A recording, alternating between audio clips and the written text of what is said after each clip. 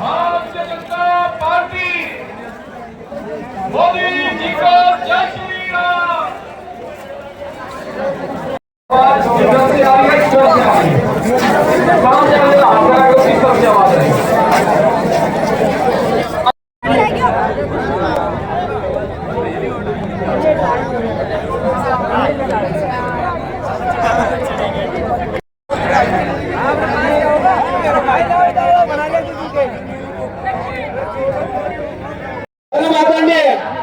अशोक जी डोगरा साहब, जिलाध्यक्ष आदरणीय जीतनलाल जी राणा साहब एवं सम्मानित मंच और उम्मीदवार की है और हमें ईमानदार और निष्ठावान को चुनता है।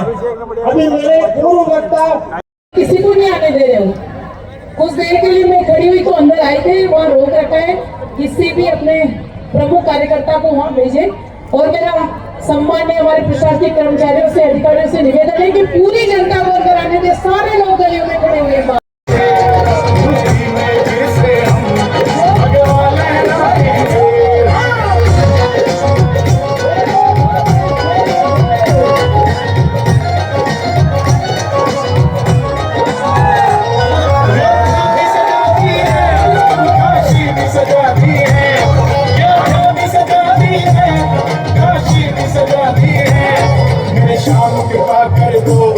घनश्याम कृपा कर दो, मथुरा भी सजाएंगे। घनश्याम कृपा कर दो, मथुरा भी सजाएंगे। यूपी में फिर से हम भगवान लहराएंगे।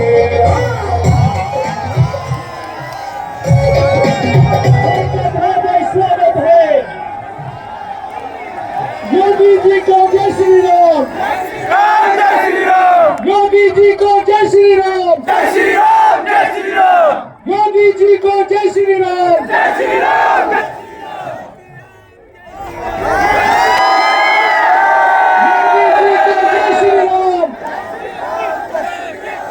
प्रशासन का निवेदन कुछ सभी को बिना रोकटोक के अंदर आने दें।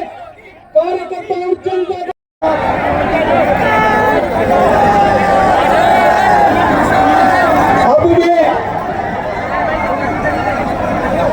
मोदी के हमारे लाडले विधायक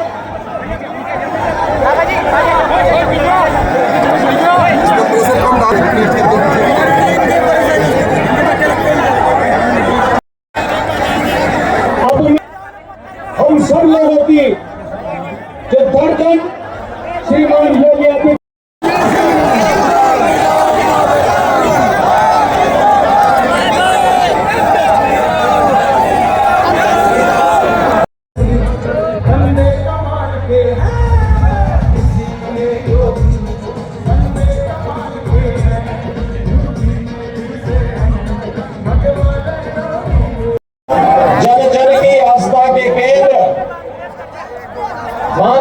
बालाजी के इस पवित्र शहर बूंदी में आपका दर्शन करने का सौभाग्य प्राप्त हुआ है। भाइयों बहनों, मैं आप सबका हृदय से अभिनंदन करता हूं, आपका स्वागत करता हूं। भाइयों बहनों, यहाँ की धरती अपने अतिथि सेवा के लिए तो विख्यात है ही, लेकिन साथ ही साथ यहाँ की धरती ने यहाँ के वीरों और वीरांगनाओं के एक नए इतिहास को भी हम सबके सामने प्रस्तुत किया है। भाइयों बहनों, कौन नहीं जानता है कि यहाँ के इतिहास में यहाँ की वीर परंपरा, वीर दुर्गा और हाड़ी रानी के किसी का इस पावन धरा बूंदी को कौन ऐसा सच्चा भारतीय होगा जो बारंबार प्रणाम करने की इच्छा न रखता हो। और इस अवसर पर भाइयों बहनों, इस पावन धरा को कोटि कोटि नमन करते हुए मैं आप सबका हृदय से अभिनंदन करता हूं, स्वागत करता हूं। भाइयों बहनों, आज पूरा भारत बदल चुका है। एक नए भारत का दर्शन हो रहा है, एक स्वस्थ भारत, जय श्री राम, जय श्री राम, एक भारत, जय श्री राम, एक विकसित भारत दुनिया के अंदर अपनी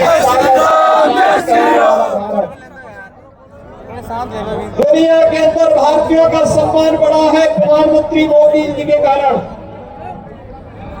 और पूरी दुनिया अपने संकट के समय में भारत की ओर आशा भरी निगाहों से देख करके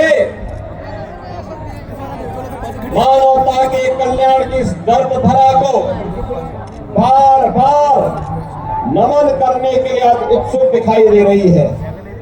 भाइयों बहनों, ये वही भारत है कांग्रेस के शासन में घुसपैठ होती थी, आतंकी घटनाएं घटित होती थी।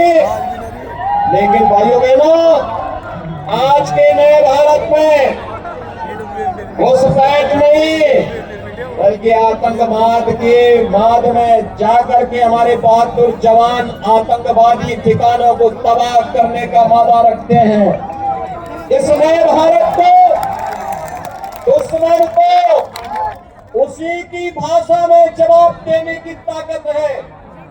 और इसीलिए भाइयों बहनों, जब हिंदुस्तान आगे बढ़ रहा है तो राजस्थान तो वीर और वीरांगनाओं की धरती है, भक्ति और शक्ति की धरती है। राजस्थान कैसे इससे वंचित रह सकता है? और इसी के लिए आज मैं आपके पास आया हूं आपका आह्वान करने के लिए। भाइयों बहनों, राजस्थान ने ठान दिया है इस बार राजस्थान रहेगा, अवश्य परिवर्तन करेगा। क्योंकि पुष्टिकरण की जिन हदों को पार राजस्थान की कांग्रेस नेतृत्व की सरकार कर चुकी है। भाइयों बहनों, राजस्थान जैसा स्वाभिमानी प्रदेश उसको स्वीकार नहीं कर सकता है और स्वीकार करना भी नहीं चाहिए। मैं तो आपका अभिनंदन करूंगा कि आपने मां दादा बालाजी मंदिर में दर्शन के लिए जो यहाँ की सरकार रोक रही थी उसके खिलाफ 10 करोड़ को लगातार आगे बढ़ा करके सरकार को ताकत का एहसास कराया। भाइयों बहनों, मुझे आश्चर्य होता है, ये वही कांग्रेस है, ये वही कांग्रेस है जिसने राम और कृष्ण के अस्तित्व पर भी प्रश्न खड़े किए थे। ये वही तो कांग्रेस है। ये भगवान राम और भगवान कृष्ण के अस्तित्व को नहीं मानती। और भाइयों बहनों, जब भारतीय जनता पार्टी की डबल इंजन की सरकार उत्तर प्रदेश में आई, आपने देखा होगा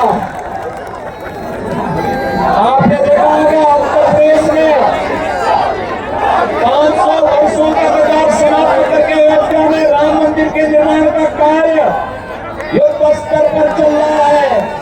कोई संदेह है क्या? अयोध्या में राम मंदिर का निर्माण हो रहा है, कोई संदेह नहीं है ना? तो भाइयों बहनों, जब संदेह मोदी जी के किसी कार्य में नहीं है तो फिर राजस्थान में सरकार लाने में भी कोई संदेह नहीं होना चाहिए। सहमत है ना भाइयों बहनों?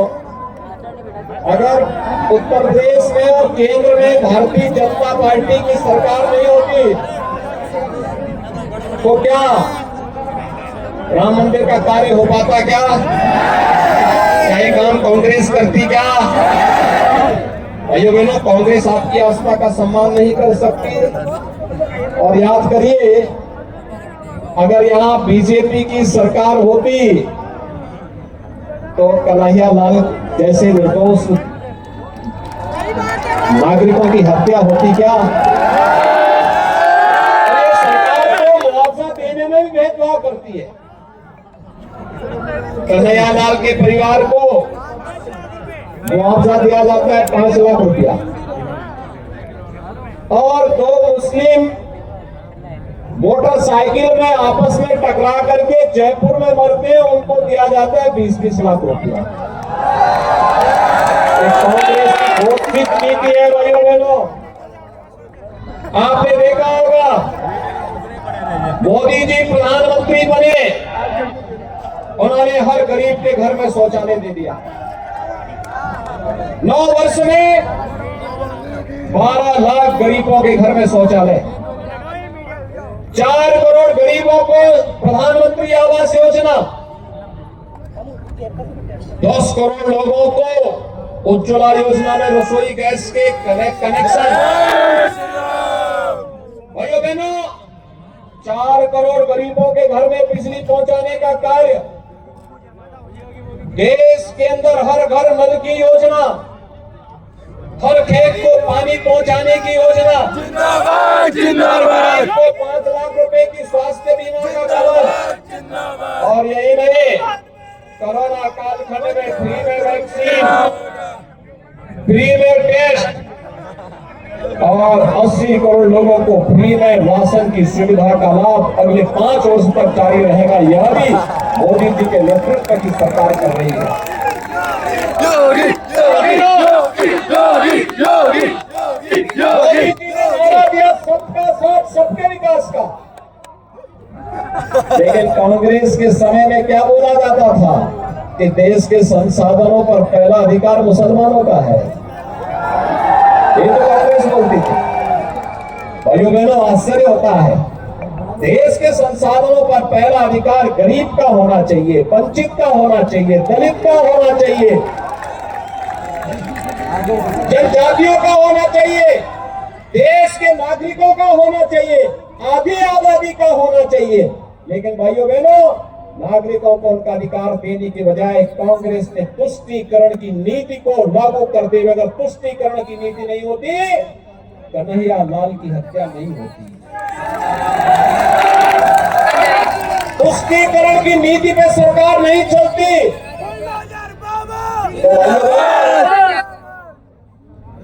मां दादा बालाजी मंदिर के दर्शन के या प्रवेश पर यहाँ की सरकार रोक नहीं लगाती। और मैंने तो सुना है कि यहाँ की सरकार ने वहां पे सांसद विधायक निधि के कार्य कराने में भी रोक लगा दी है। भाइयों बहनों, हमारे यहाँ उत्तर प्रदेश में जितने मंदिर हैं, जितने धर्मस्थल हैं, उन सब के लिए हम लोगों ने एक योजना अलग से चलाई है, उनके पुनरुद्धार की, उनके सुंदरीकरण की। और आप जाएंगे हर जगह आपको हर मंदिर, हर पौराणिक स्थल का सुंदरीकरण का कार्य देखने को मिलेगा। एक नई रोज के साथ, तेज के साथ नई अयोध्या भी बस रही है, और साथ साथ काशी में भगवान विश्वनाथ का धाम भी बड़े दिव्य और भव्य रूप में, मथुरा वृंदावन भी सज रहा है। भाइयों बहनों, ये नए भारत की नई तस्वीर है, और इसी के लिए एहसास करने के लिए, कराने के लिए आज मैं आपके पास आया, आपसे अपील करने के लिए। राजस्थान, आपने देखा होगा 5 साल पहले जब वसुंधरा राजे जी के नेतृत्व में भारतीय जनता पार्टी की सरकार थी, विकास की योजनाओं को बिना भेदभाव के हर नागरिक तक पहुंचाने का कार्य भारतीय जनता पार्टी की सरकार कर रही थी। और कांग्रेस की सरकार आई, सारे कार्य ठप पड़ गए। ये तो आपस में ही नूरा कुश्ती कर रहे हैं, आपस में ही लड़ने से नहीं है। और भाइयों बहनों, इसीलिए मैं आपसे आह्वान करने के लिए आया हूं। मैं आपको अभिनंदन करूंगा कि अशोक डोगरा जी को आपने पिछली बार भी विधायक बनाया, उससे पहली बार भी बनाया। और अब पारी आई है फिर से सरकार आने की, तो उन्हें फिर से भारी बहुमत से विजयी बनाने के लिए आज आपके बीच में आया है। आज यहाँ पर हमारे 3 प्रत्याशी हैं। बूंदी विधानसभा क्षेत्र से अशोक डोगरा जी हैं, केशव राय पाटन से श्रीमती चंद्रकांता जी हैं, और हिंडोली से श्री प्रभुलाल सैनी जी भारतीय जनता पार्टी के प्रत्याशी हैं। देखो ये तीनों प्रत्याशी यहाँ पर हैं, और मैं आया आपसे कहने के लिए, भाइयों बहनों, जब हम लोग अयोध्या में राम मंदिर का आंदोलन प्रारंभ कर रहे थे, तब उत्तर प्रदेश में भी और केंद्र में भी कांग्रेस की सरकारें हुआ करती थी, और कांग्रेस के लोग जब हम लोग बोलते थे रामलीला हम आएंगे, मंदिर वहीं बनाएंगे, कांग्रेस के लोग हंसते थे, कहते थे कैसे बनाएंगे। फिर उन लोगों ने नारा दिया उसी दौरान, रामलीला हम आएंगे, गुलामी का ढांचा हटाएंगे, गुलामी का ढांचा भी हटा। फिर उसके बाद नारा दिया गया रामलला हम आएंगे, मंदिर वहीं बनाएंगे। कांग्रेस के लोग कहते हैं देखो ये लोग केवल वोट लेने के लिए करते हैं, हमने का वोट लेने के लिए नहीं करते हैं, ये साकार लेगा, अवश्य साकार लेगा, एक बार डबल इंजन की सरकार आने दीजिए।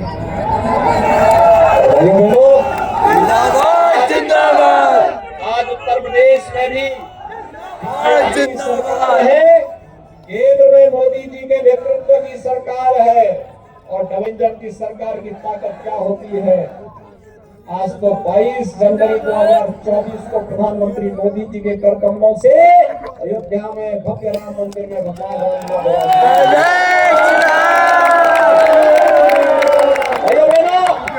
राजस्थान में भी डबल इंजन की सरकार चाहिए, सहमत है? ऐसे ही, और इसीलिए आपका आह्वान करने के लिए आया हूँ, 22 जनवरी के बाद अयोध्या में दर्शन करने का इच्छुक कौन कौन है? पूरा पूरी दर्शन करने का इच्छुक है तो तीनों प्रत्याशियों को जिता करके भेजिए, उनको जयपुर भेजिए, और मैं इन तीनों से कहूंगा कि लोग फिर अपने अपने विधानसभा क्षेत्र से 22 जनवरी के बाद अयोध्या आइए, स्वागत की तैयारी हम लोग करेंगे। सभी लोग सहमत हैं? सही बात है ना? तो फिर मेरे साथ बोलेंगे भारत माता की, भारत माता की, भारत माता की, जय श्री राम, जय श्री राम, जय श्री राम, जय श्री राम। वैसे तो हम तीनों पहले भी जीत रहे थे, लेकिन योगी जी आने से अब इतना फर्क पड़ गया कि हम तीनों सीटों को 30-30 हजार से जीतेंगे। क्या कहना चाहेंगे बूंदी की जनता को? बूंदी की जनता में मैसेज गया है, क्योंकि उन्होंने हमारा मानदाता बालाजी की याद दिलाई है। इस कांग्रेस राज में सांसद विधायकों को भी पैसे नहीं लगने दिए, और मानदाता बालाजी का रास्ता नहीं बनने दिया, और बूंदी का सारा विकास रोक दिया। अब मैं कहता हूँ सब जनता को विश्वास दिला के गए हैं कि मानदाता बालाजी का भी विकास होगा, और पूरे सनातनियों का विकास होगा, और पूरे हिंदू सिर उठा करके जिंदा रहे जिएंगे। बीजेपी क्या मुद्दा लेकर चुनाव लड़ रही है? बीजेपी का तो गरीबों का विकास, किसानों का विकास, माताएं बहनों का सम्मान, और देश का विकास और राष्ट्र का विकास। आपका नाम? शीतललाल राणा, जिलाध्यक्ष। देखिए, राजस्थान में कांग्रेस के शासन के द्वारा जिस प्रकार की तुष्टीकरण करके संप्रदायों को लड़ाने का जो काम कर रहे हैं, इसको किसी भी हालत में बर्दाश्त नहीं किया जाएगा। और योगी जी का भी यही कहना है कि हिंदुत्व के आधार पे शालीनता बरतते हुए सबको साथ लेके चलें, लेकिन किसी प्रकार की यदि उपेक्षा तुष्टीकरण किया जाता है तो उसको बर्दाश्त नहीं करेगा।